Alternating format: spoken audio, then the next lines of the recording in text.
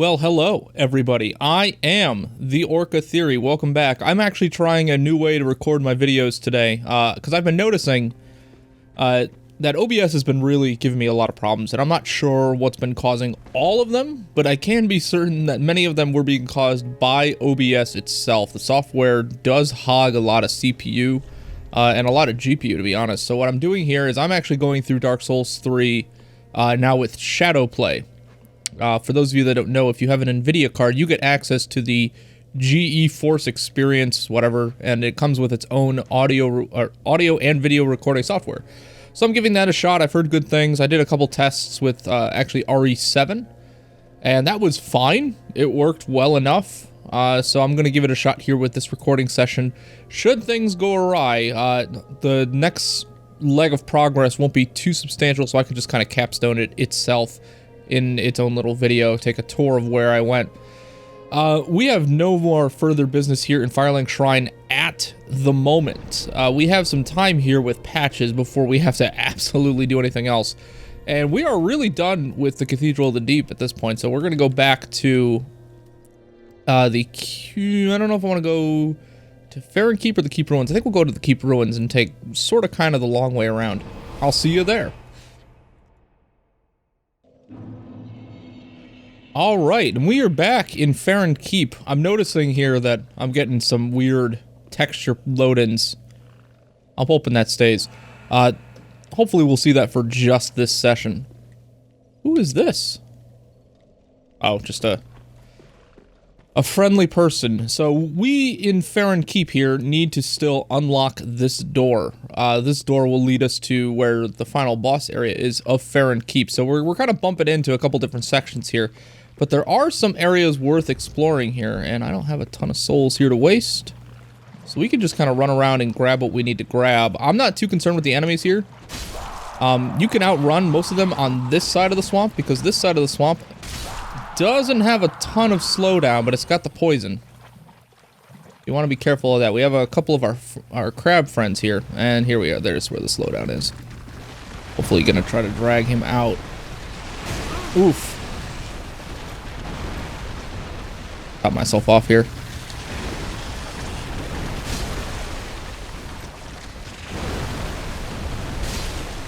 Just gotta keep an eye on your stamina with these guys, because it does take quite a bit to roll away from their attacks. They're very, very quick with their attacks.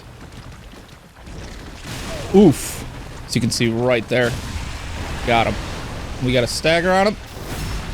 Oh, that's lovely. Yeah, there we go. Lingering Dragon Crest Ring. Excellent. We'll take a look at that after I'm not poisoned, and I'm gonna remember to take a look at it. I'm just noting some of the items around here. There's some really, really cool items in this place. I would almost call it like a boss fountain if some of these weren't just regular places. And you see here we have another white tree. We saw one at the Cathedral of the Deep. We saw another at the Undead Settlement. This tree functions the same exact way as the other ones. As long as you're carrying one of those young white birch branch trees things, the giant will rain down arrows upon people around you while you're there. Otherwise, he'll fire upon you. So you want to make sure you grab them. I think I want to grab this one right here. Crown of Dusk. That's the important one. These other one are just young white branches, and I am not quite ready. You know what? Because I will never come back to this area. I'll go back to the Cathedral of the Deep eventually, but I won't come back here. So we'll just grab these. Top myself off. And there was another item back by the bridge on the underside, so I need to go grab that real quick. Should have equipped my bandit's knife. I should have done that, but I didn't. Been really tinkering around with NVIDIA cards, because I am purchasing a 1050, so I want to make sure my drivers were all up to date and all that stuff. And plus, with RE7 being kind of the latest game that I own, I wanted to make sure all my drivers were up to date and just checking out the software, because I've never really experimented with it too much. And they have an optimization feature, which I've used maybe once or twice for different games, because I don't always agree with how they optimize. Like, for instance, The Witcher 3, even on this current video card, which is a 750 Ti, you know, a very, very old card in terms of graphics power, I'm able to run The Witcher 3 at 720p on mostly high settings.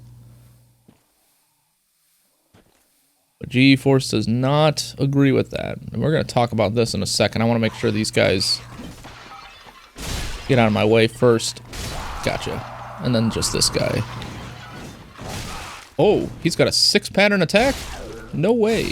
No freaking way.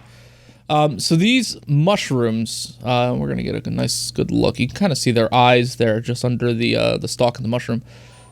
Ooh, one of my messages was raided. Fantastic. These guys are in the Darkroot Forest, all over the place, really. And they lead up to Sif. They're also in the Great Hollow, the Ashen Hollow that leads down to Ash Lake in Dark Souls 1. These guys could wreck you in those games, and these are their apparent corpses. They look like they've been here quite a bit. Ah, strike. Try butthole. I don't know if they were petrified through just time. Textures are all different. They look almost burned in a way. But now that we're not dealing with poison here and having to keep track of my inventory, let's take a look at this Sage's Scroll. Scroll containing sorceries of the Crystal Sages. So we've already dealt with one of these guys. Give to a sorcerer to learn sorceries of the Sages, which we cannot do because our intelligence, I believe, is too low. As any sorcerer knows, sorcery is a talent, and these sorceries were refined to nurture a very special talent. Interesting. We also got the Crown of Dusk. Feathered crown bestowed upon the Princess of Ulasil, land of ancient golden sorceries, through the Guardian Elizabeth's blessing. This raises the power and effect of the wearer's magic, but damage suffered by magic attacks arises in tandem. So Dusk was a character from Dark Souls 1. She was part of the base game, definitely. But her big role comes into play once you get into... and this is the part that will give me a problem. I don't know if I... Where are my firebombs? Try to aggro these guys one at a time if I can. Her big role came in once you got into the DLC. The Artorias of the Abyss DLC for Dark Souls 1. Really, really, like, one of the best DLC packages you could ever buy. I would almost say that it is a required buy if you're going to be playing Dark Souls 1. Ooh. Damn it. Luckily those guys don't break through my poise. Out of him. You know what? I don't need to top myself off. The poison isn't too bad. Got him. See if I can get another on him.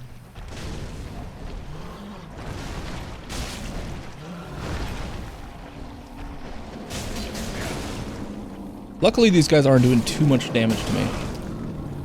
Barris's hat, excellent, excellent, excellent. And then just this other guy. Let's see if we can just draw him over here. We're having a lot of luck doing that. And honestly, I don't know if there's another guy around the corner.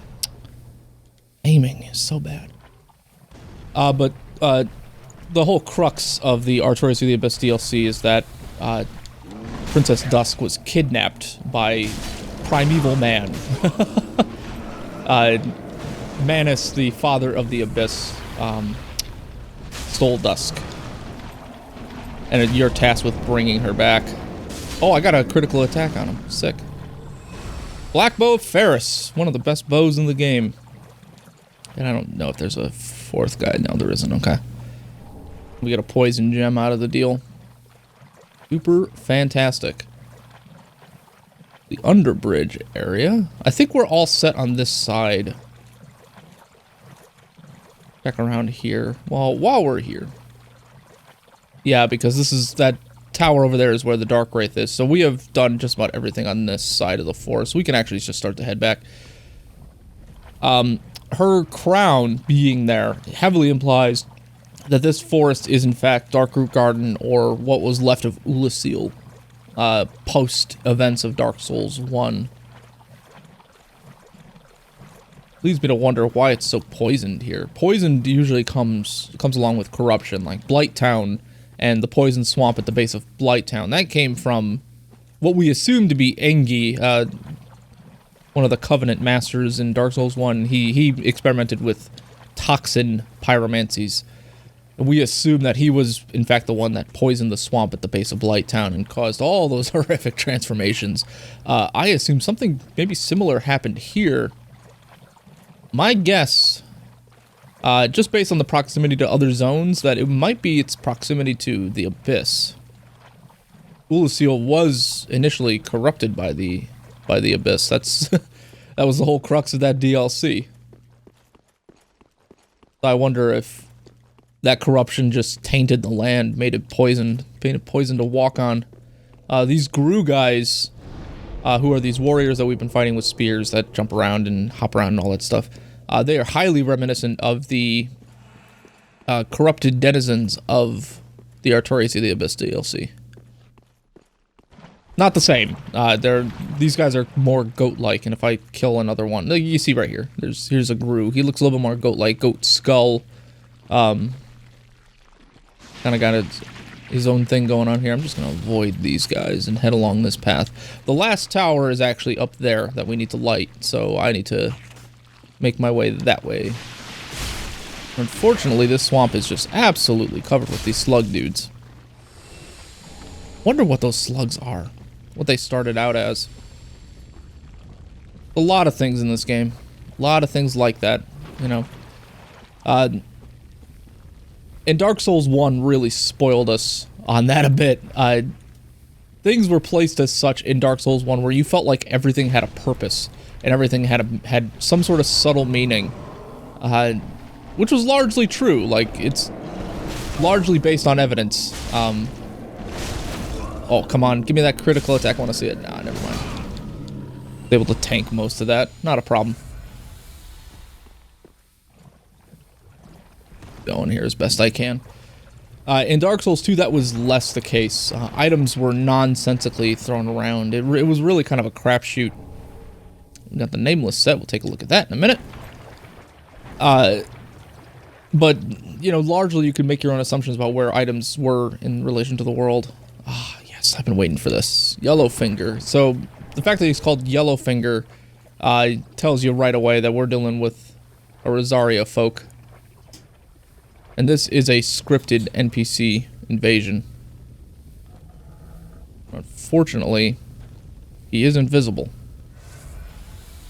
There's an item up there, which I need to go back and get, but I want to make sure I find this guy.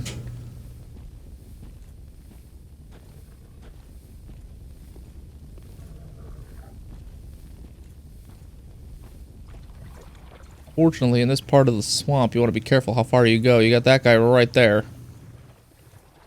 I don't really want to aggro him quite yet. So we'll actually go a little bit back this way. If he follows us, he follows us. There is that item up there on the mound.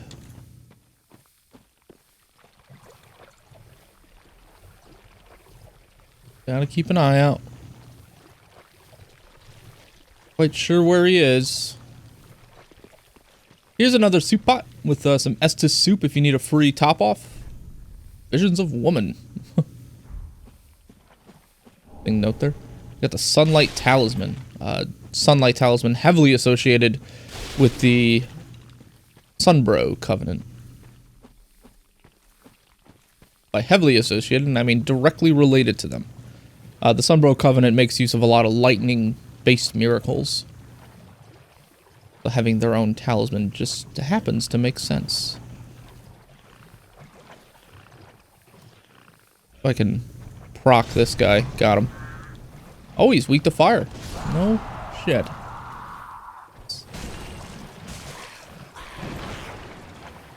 Nice little area of attack one there. That's a rare attack from them. I've seen it maybe once or twice. Want to find that ring finger Hazel. Hazel. Oh, Hazel. Probably going to be back further this way. I may have to actually aggro through this guy first. Let's toss a couple firebombs his way. Make him think he's safe.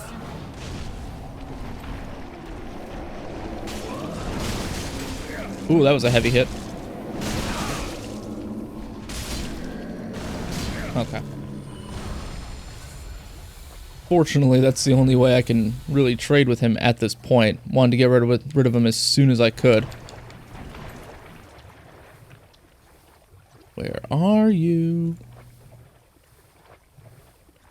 I'm gonna head up here.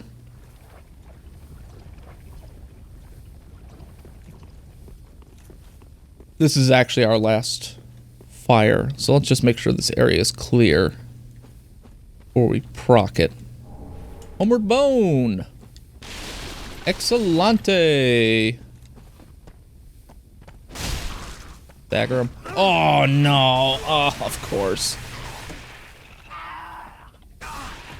Not bad. More obnoxious than anything. Oh, I hate that grab attack. I hate that grab attack. And let's do this, so we can extinguish the flame and open the door. That way, if we need to Homeward Bone, we get Homeward Bone back to the shrine. And, just go to the Farron Keep bonfire, which will bring us directly to the door. Man, that was a long load-in.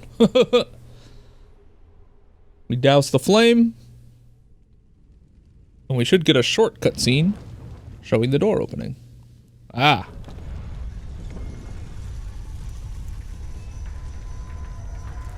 Excellent. The creek's open. I love, once we get there, I'll talk about it a little bit more, but I love that little entryway into the inner Farron sanctum. It is magnificent. Totally beautiful. Say what you want about Souls games, but their use of candles. So, Yellowfinger. Let's go find him.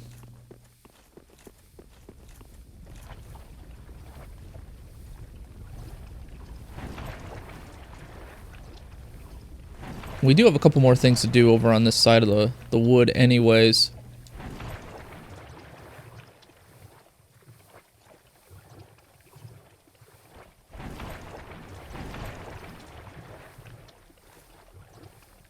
Head up towards there. Hopefully we'll see him.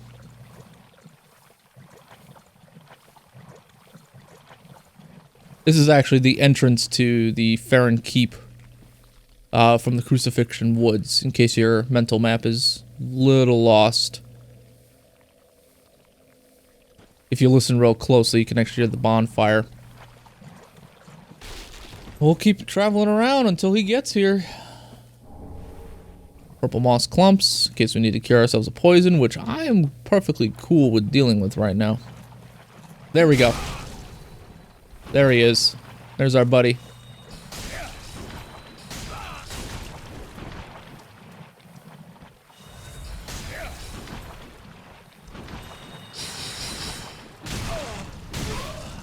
Oof. Okay, then we're playing around. Got him.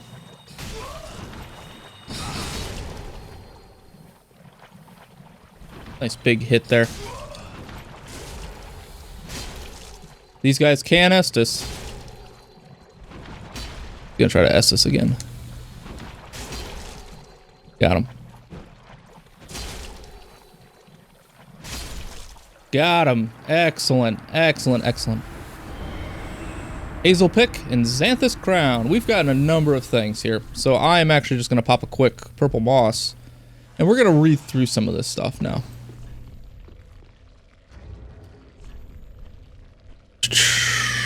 We want to look at the Nameless set, which will be over here. Nameless Knight Helm. Helm of a Nameless Knight. Crafted with thin metal greatly reinforced by a groove finish.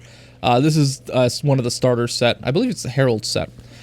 Crown supposedly made in imitation of a divine creature of Ulasil, land of ancient golden sorcery. So the idea here is that it's similar to the mushrooms, of which Elizabeth Mushroom, who was the guardian of Dusk of Ulasil, who we kind of talked about a little bit. She was in fact a mushroom, so this is supposed to be an imitation of her, apparently. Xanthus clothing is the mark of a researcher of lost sorceries, and the oversized crown is emblematic of their work. Such a curious pursuit is surely nothing to be ashamed of. Interesting. This gives us a little bit of a lore dump on the Xanthus set in general. In Dark Souls 1, the Xanthus King Jeremiah was kind of a mysterious thing that appeared in the Painted World. And was just a Demon Souls callback more than anything. I forgot the name of that Demon Souls boss, but it was meant to invoke that name. He has since made appearance in just about every Soulsborne game out there. I'm not sure if he's in Bloodborne. I don't remember. Wow. Guess it's loading in the next area on me. Oh, this is gonna make for great footage. But now they're actually kind of doubling down and making sure that, you know, the Xanthus set has its own set of lore here, that it's connected to Ulasil and research and all that other fun stuff. I'm not actually sure why I came up here. I was looking for the bonfire and I completely walked past it to climb up this ladder. My apologies, folks. My apologies. You come here for the best gameplay on YouTube. So with that, we are actually done with this episode. Wow, time flies. On the next episode, now that we have all 3 bonfires dismissed, we are going to be taking a look at the inner side of Farron Keep. So stick around for that. Thank you so much. Share a like, comment, subscribe, do whatever the hell you want. I will be here still recording videos. I am the Orca Theory. Bye-bye.